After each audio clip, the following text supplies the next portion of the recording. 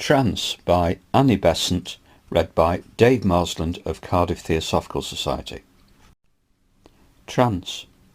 Trance is a sleep state artificially produced whether by the deliberate leaving of the physical body by the man, by the exercise of his own will, or by the driving him out of the physical body by mesmeric, hypnotic or other means. It differs from anaesthesis, in which the body is also rendered unconscious, the unconsciousness being produced by chloroform, ether, laughing gas or other drug. It differs from ordinary sleep in that the physical body and the man are magnetically linked together during sleep, and the link is magnetically active so that the body can recall its owner in case of need. When a person suddenly wakes up in a state of terror, the heart beating wildly, the body wet with perspiration, it means that some unpleasant entity has approached the sleeping body, has perhaps tried to influence or utilize it, and that the consciousness left in the body has sent a message to its owner calling on him for help and protection. He rushes back and enters the body, and the terror passes. In ordinary sleep, again, the owner can be called back by touching or shaking the body, by a loud noise or sudden glare of light, the owner being thus recalled. In trance, the magnetic link is inhibited, and the body cannot be roused, i.e. the owner cannot be recalled.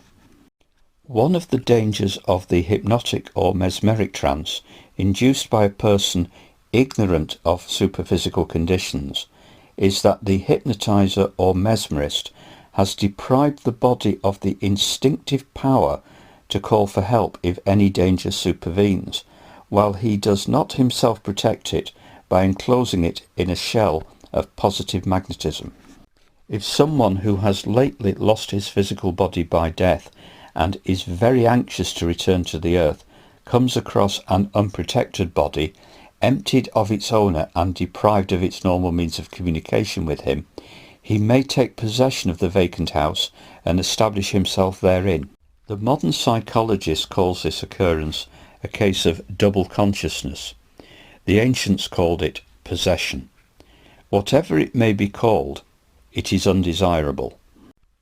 It is bad for the intruder and distressing for the rightful owner of the body and to his friends and relatives, who either find the person they knew completely changed in mind and emotions and memories, or, if the changes happen when he was away from home and he does not return, have to suffer the sudden disappearance of one dear to them, with all the uncertainty and anxiety thus caused.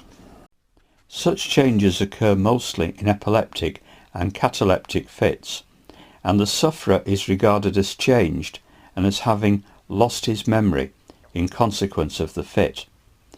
Anyone interested in the subject may find many cases recorded under the general heading of double consciousness.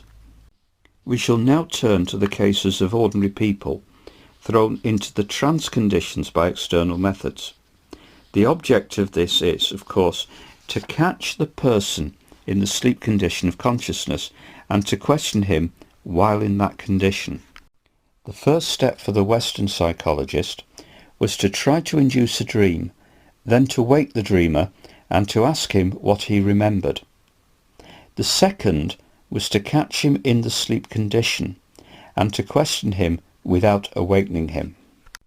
The heart slowed down, the respiration grew shallow, the blood circulated slowly and was laden with unoxygenated products, and coma ensued. Under such conditions, it was found that the sleeper would answer questions put to him, and the results were astonishing.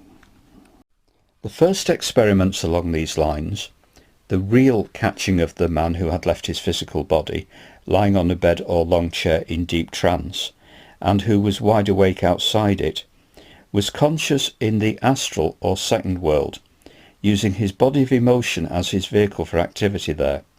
This is the body in which he is living all the time, even when the physical body is superposed on it and intermingled with it.